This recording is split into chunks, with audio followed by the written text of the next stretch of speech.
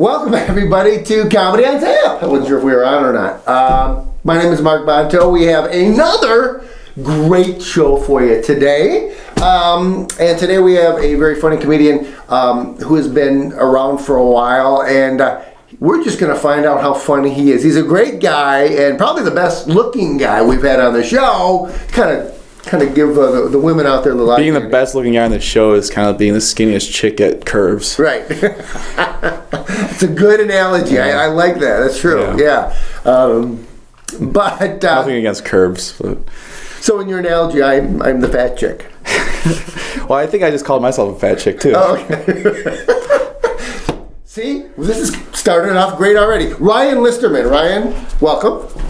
Thank you. Thank you for remembering my name. Remember? Oh, because I screw up on Dustin's name all the time? Yeah. Dustin is a mutual friend, comedian. A mutual asshole. Oh, you can swear, by the way. I figured that. You figured that? Yeah, my mom's not here, so. You usually bring Jessica, the wife. Yeah, I usually do. And you didn't bring her to the studio today? I did not. Because, I figured there's something going on. Right. It looks like the set of Backroom Casting Couch. I never noticed that. That's an adult television program. We can put porno pictures in the back brick wall here. Ryan, let's get into this now, because first of all, you've done a lot of the Funny Spot shows for me. Yeah. My different venues, and you're very funny. You've got a, you're the only one in the business that thinks so. That's not true. See, but you got to say stuff like that if you're a comedian, right? You can't say, "Yeah, of course, I'm funny." Yeah. But your style. Well, I'll get into your style. Remind me if I forget to ask you about your style, because I don't want to ask you right now about it. Okay. Yeah. No. That's a bad time. My style is V-neck T-shirts. do you? Yeah, I like the V-neck. It's the deeper the V, the better. I don't even know where to go from there. I wear an X. Yeah. So you do wear V-necks on stage, don't you? Yeah. I know. Yeah, why not? Yeah, I like V-necks. They make the chest look cool. They make me look chesty. Chesty. Yeah. That and the Victoria's Secret push-up bra. But why? But your style of comedy is doesn't cater to the the workout bulging. No, I don't do gym jokes because they're not funny. Okay, well, remind me to ask you about what kind of jokes you do, because I don't want to ask you about that right now. We got to get into the we'll do that later. Part. We'll do it later. We'll do that. I'll tell you how to run your show later. Okay. Well, all right. First of all, how did you get into comedy? How long have you been doing comedy? Just a year. Just a year. That's it. Year and some change. Yeah. Yeah, I think I've only done maybe 35 shows, if that. That's pretty good, though. Yeah. In a year, I think. All these guys doing hundreds of shows. It's quality, not quantity. Am I right? Sure. Less money is better. Right. Exactly. And you're already doing over a year and a half. You're kind of like me when I started. You're already doing corporate gigs and stuff like that. Yeah. No, I feel like I've fast tracked a little bit. I'm, a lot of guys that have done 35 shows. They've all been open mics. Has it been, but under the guidance of some of the? How did you get into it? I just wanted to do it one day, and I did it. And I got some laughs at Mark Ridley's Comedy Castle, and I've gone. So an open mic? Is that what you said? Yeah, I started. The first open mic was at Mark Ridley's in August of 2015, and ever since then I've been moderately funny. So that was the first time you ever did stand up as an open mic at Ridley's? Yeah. Okay. Yeah, I didn't. I wanted to start with quality. I deserve it. How long did you know you were going to do it, and how did you prepare, and how did it go? I wrote a few jokes that I thought were pretty messed up, and then I told them, and I got some decent laughs. How long did it take you to prepare for that? Oh, I don't prepare, do homework. You do too. Now you do. Now I see you do too. Now you. I write my jokes with my hand. That's why I am where I am today. Is I never studied. Guy who didn't finish high school. I finished high school. I just just went on mediocre at it. So. I think we're taking a turn for nowhere here. I'm not sure exactly. So you started with this? Sounds like my job. And so, but you're one of them that does have a real job. You don't. Yeah. You're like me. You have to work to pay the bills, and then you do this stuff on the side. Yeah, I'm one of the few comics probably with a 700 credit score. So That's a good point. Well, you and me were in the same boat. Yeah. I got a good one too. Yeah. cool. But We should write them down on a piece of paper and then show them to see who's better. okay, we'll compare credit scores. Yeah. That's what we're doing down in the basement is comparing credit scores. Down in the Comedy Tap Studios, we're talking about funny stuff like credit scores and stuff like that. Okay, so the first time, it sounds to me you didn't prepare, you had no time to do anything, you went up, you did it, and what happens? I got laughs. I did actually legitimately. I mean, I didn't bomb. How many minutes did you? It's 6, probably. Yeah, it was like 5 to 6. I didn't hit the light, but I think the light was set at 7 minutes, and I went probably about 6. Okay. Yeah. And it went well? Yeah, like some people, their first time is, I mean, you remember your first time. Very, very short or something like that. Oh, comedy. Yes, I do. Yeah. Long time ago. Talking about comedy. I was happy with it. I left the stage. I felt like it was a victory when I left the stage. Good. Yeah. Right, yeah. Yeah, and so you felt good? Yeah. And so has it progressed from there? I mean, as far as, the feeling goes, or what? Well, I no longer get nervous. I remember the first couple of times I was terrified. Right. Now I'm more excited. I'm like, all right, cool. I get to get up there and, right.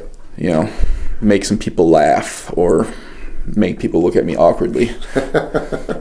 That's what you thrive on. Yeah. Look at me awkwardly so I can get some laughs. Yeah. Either way, it was just like high school. Where'd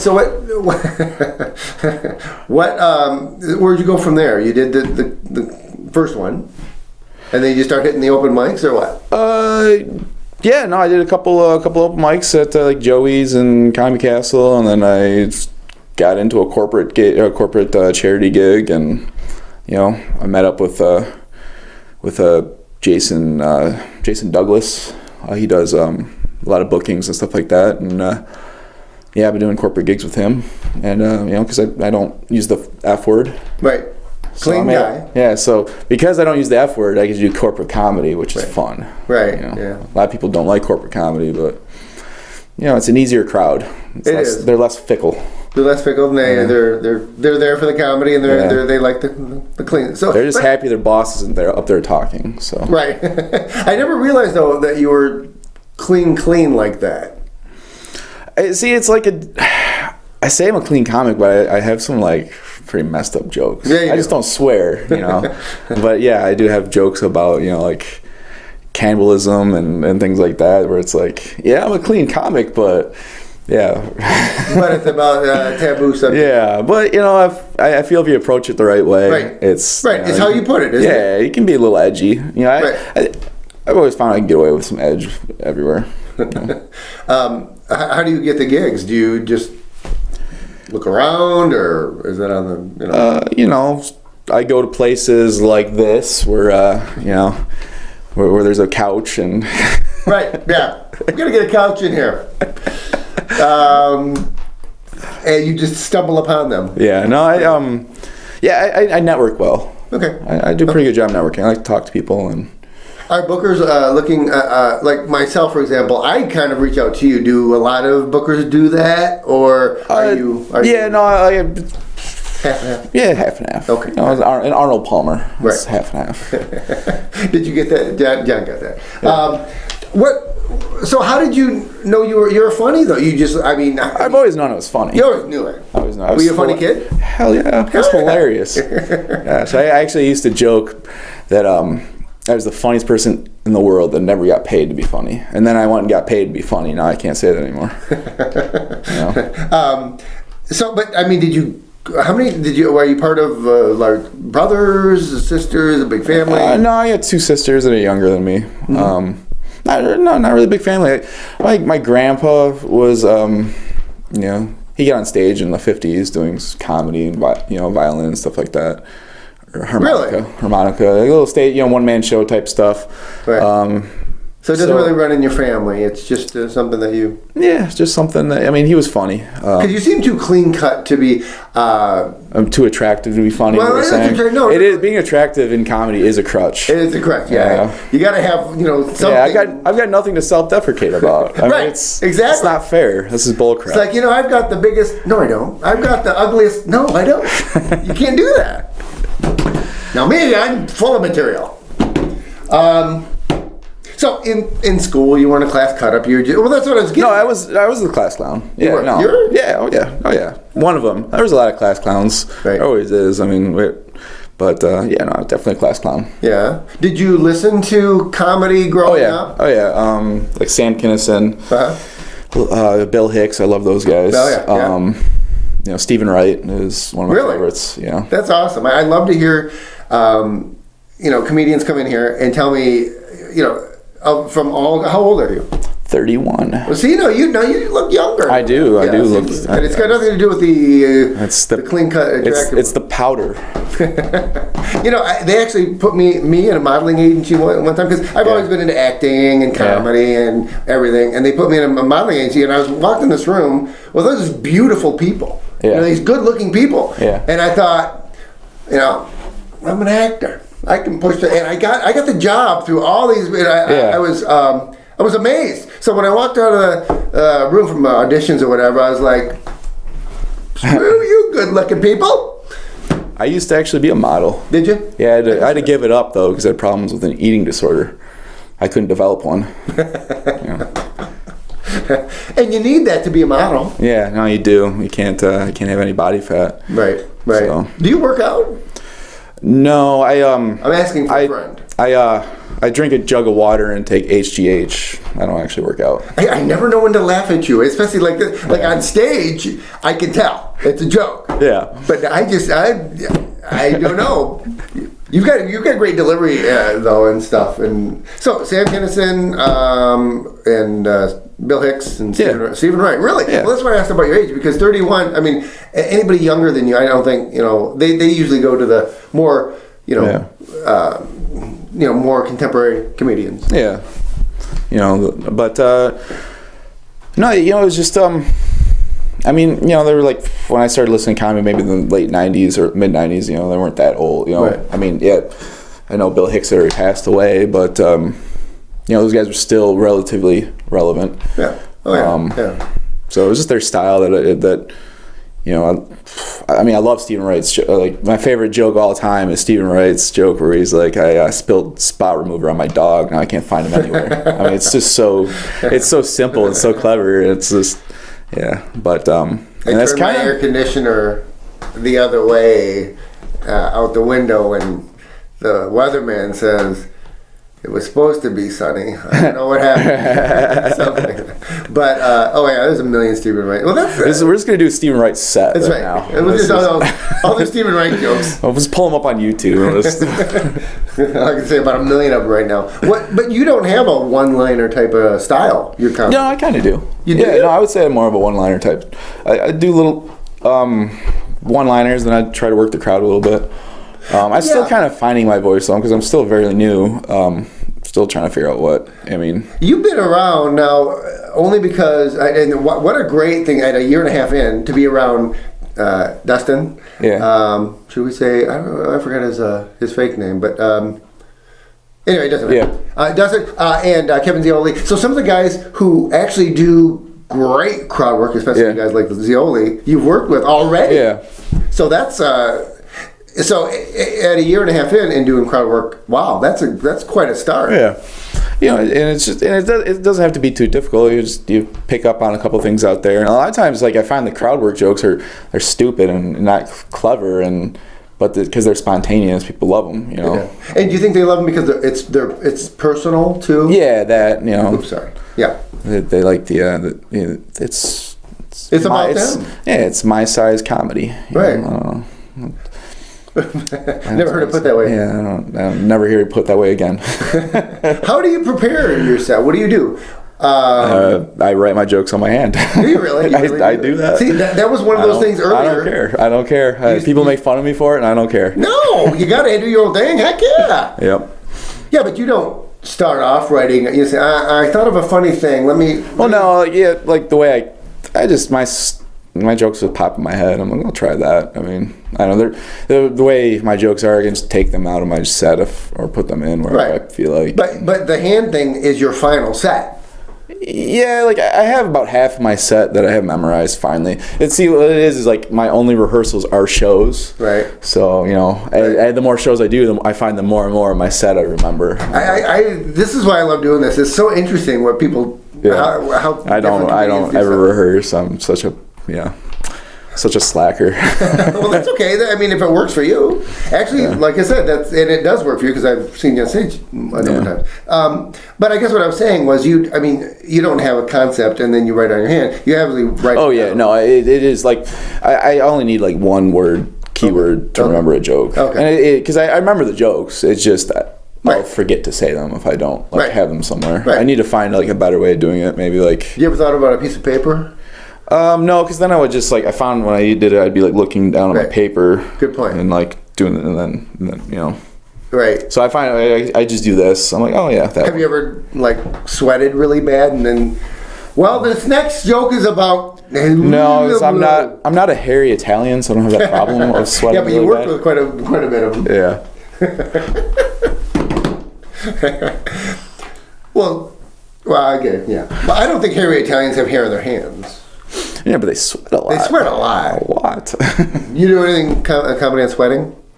No, maybe I should. I'm gonna write that down as a premise. Sweating. What do you do to prepare then? You said you don't prepare at all. Not really. So what do you do while you're waiting for the other comics to go on?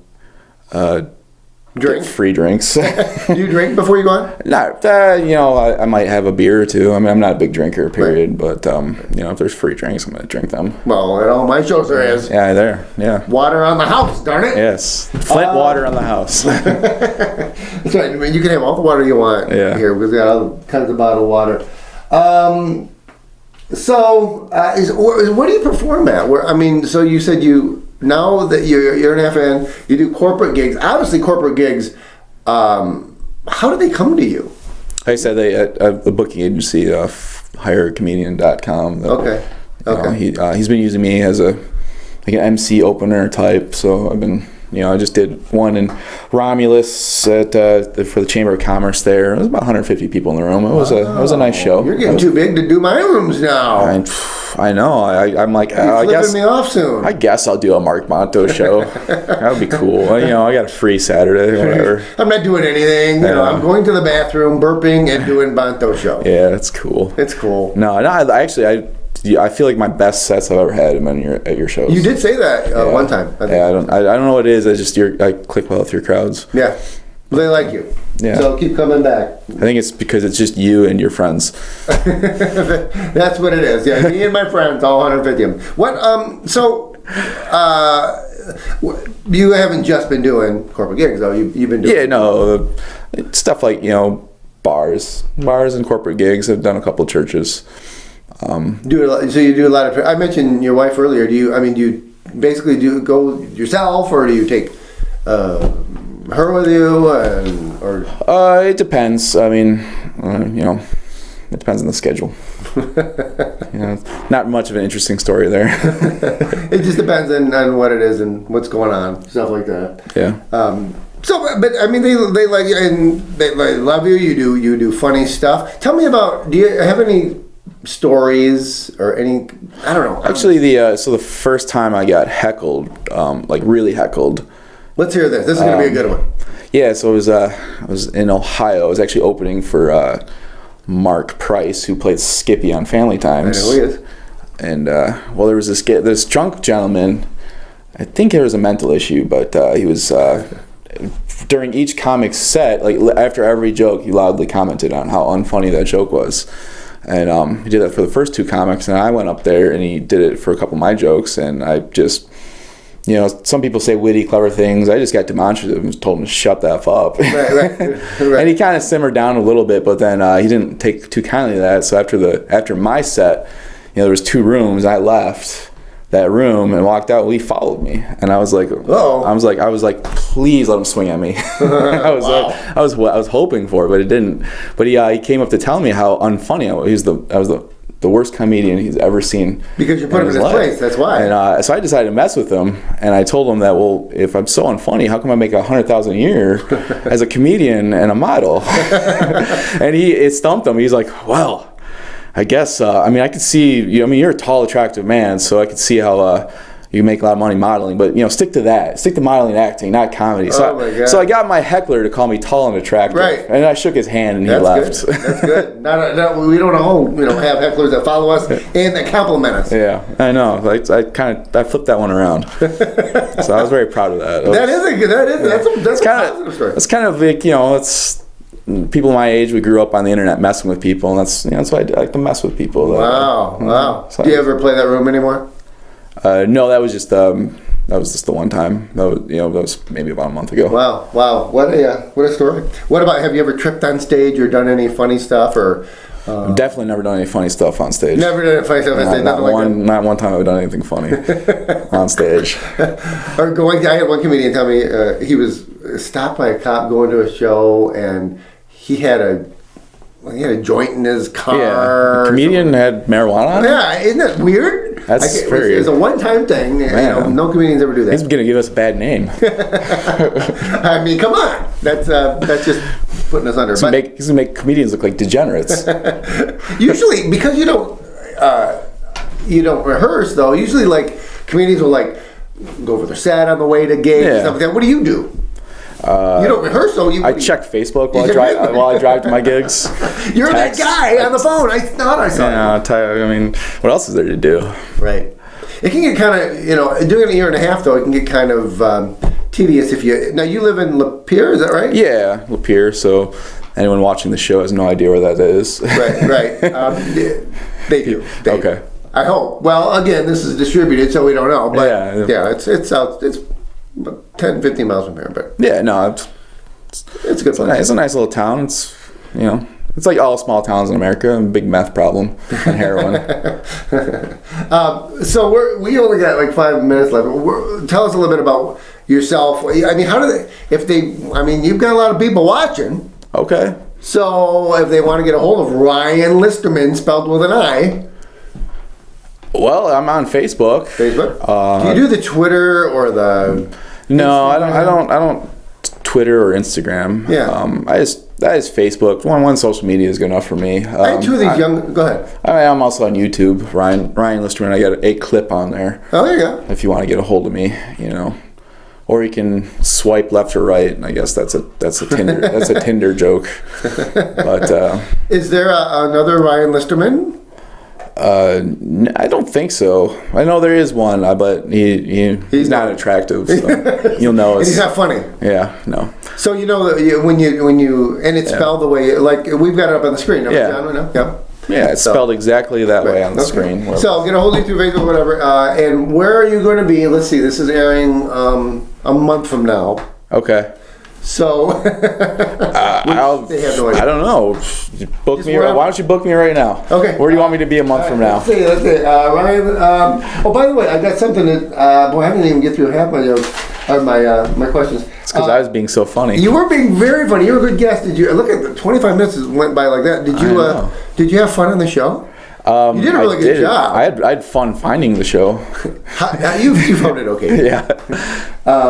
Every guest gets a copy of Flint Comics. Yeah. For comedians, comics. Get it? It's the reason I got into this business. Is for free publications? Yes, for free publications. Thank you. Yours. Appreciate it. I'm gonna frame this next to my first ever comedy check for $25. Is that true? No, it was much more. It was much more than that. It was much more than that. Oh, okay, that's good. That's good. I just thought. And I cashed that check and then frame it. I wouldn't. Yeah. You can get a hold of people and say, hey, can I have a canceled check so I can frame it? Yeah.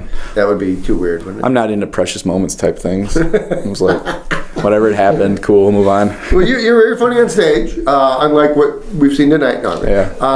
But keep it up. I mean, gosh, you're a more impressive story, especially even though you're. I am a very, I had a lot of trials and tribulations. Right. Of being an attractive white male. Right. And rising to this level of mediocre. That's right. You'll top that soon. Don't worry. You'll be it's good. A very impressive story. Ryan Listerman, thanks again for coming. This is a very funny guy. If you want to get hold of him, you can. Ryan Listerman. There's been another edition of Comedy on Tap. My name is Mark Conto. We hope everybody out there has a very funny night. Enjoy your night. Good night.